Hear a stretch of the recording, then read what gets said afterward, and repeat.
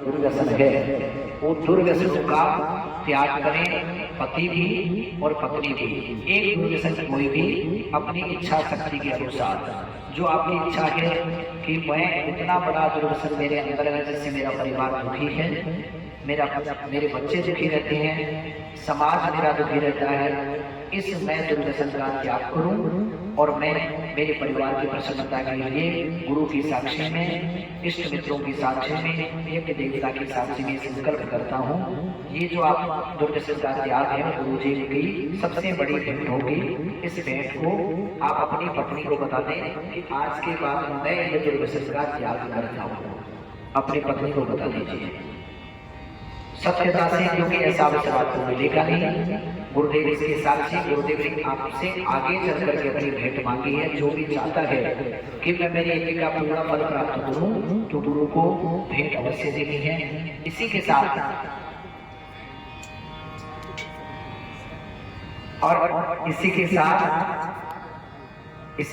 पत्नियां भी अपने पति को बता दे रहे कि मैं भी आज से साक्षी गुरुदेव की करती हुई आपको निवेदन करती हूँ कि मेरे लिए एक जो बुराई है उसका मैं भी त्याग करती हूँ। तो दोनों आपस में बता दीजिए।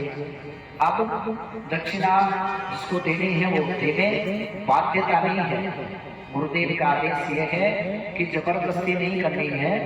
जिसके मन में होगी यज्ञ के पूरे फल की प्राप्ति की, वो एक एक चाहे छोटे छोटे और चाहे बड़े छोटे छोड़ना दुर्व्यसन अवश्य है।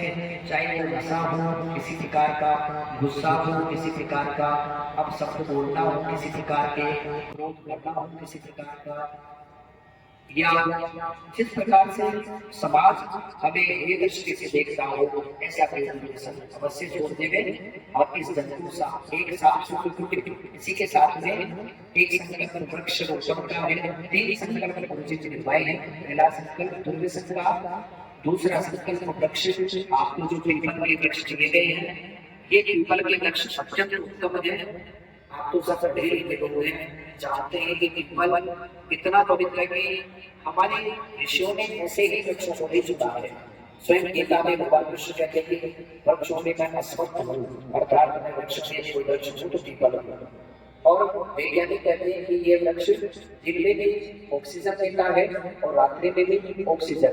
अन्य वृक्ष दिन में ऑक्सीजन देते हैं और रात में कार्बन डाइऑक्साइड छोड़ देते हैं। इसलिए सबसे पवित्र यदि कोई वृक्ष है तो पीपल है। इसको लगावे।